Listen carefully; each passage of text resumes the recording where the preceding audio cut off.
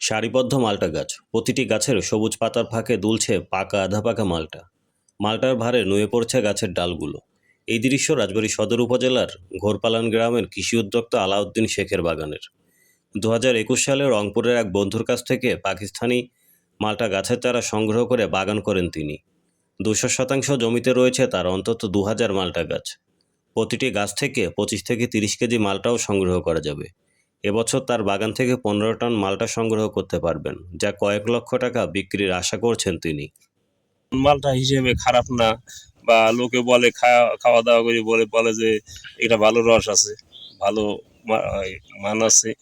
বাজার একটু কম হলেও আমাদের পোষায় যায়, এতে ফলন বেশি।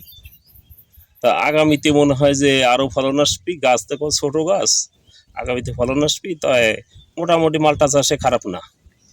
রসালো আর সুস্বাদু হয় প্রতিদিন বাগান থেকেই বিক্রি হচ্ছে। একবার মাল্টা গাছ রোপণ করলে তা থেকে 10 থেকে 12 বছর ফল পাওয়া যায়। মাল্টা বাগানটি এলাকায় এরই মধ্যে সাড়া ফেলেছে বলছে স্থানীয়রা।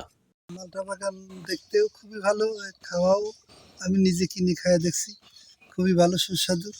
আর যে আলাউদ্দিন ভাই যে চাষ করছে, আসলে উনি যে খুব ফার্স্ট ক্লাস একজন উদ্যোক্তা। এই মালটা বাগানটা করাতে আমাদের এই অঞ্চলের লোকের জন্য অনেক সুবিধা হয়েছে। আমাদের দেশে মনে করেন যে বাইরের যে মালটাটা আসে সেটা আমাদের 200-250 টাকা করে কিনে খেতে হয়। এখন আমাদের দেশে যে মালটা হচ্ছে এটা মোটামুটি 70-80 টাকা হলে পাওয়া যাচ্ছে। খুব সুস্বাদ মালটা রস ভরা। মাল্টা চাষে কৃষি বিভাগ চাষিদের সবসময় পরামর্শ দিয়ে যাচ্ছে। রাজবাড়ির আবহাওয়া মাটি মাল্টা চাষের উপযোগী হওয়ায় আলাউদ্দিন শেখের মাল্টা বাগানে জেলায় মাল্টা চাষের সম্ভাবনা জাগাবে বলে আশা কৃষি বিভাগের। আমাদের চন্দনীতে যে কৃষক আলাউদ্দিন, উনি যে মাল্টা আবাদ করতেছে, সেখানে মাল্টার আবাদ যে জাতটা আবাদ করতেছে সেই জাতটা আসলে অনেক পপুলার একটা জাত, এবং এই জাতটা আবাদ করতে তাকে আমরা সর্বাত্মক সহযোগিতা করি। বিষমুক্ত মাল্টা উৎপাদনে জেলার অন্যান্য চাষিরাও এগিয়ে আসবে বলে প্রত্যাশা স্থানীয়দের।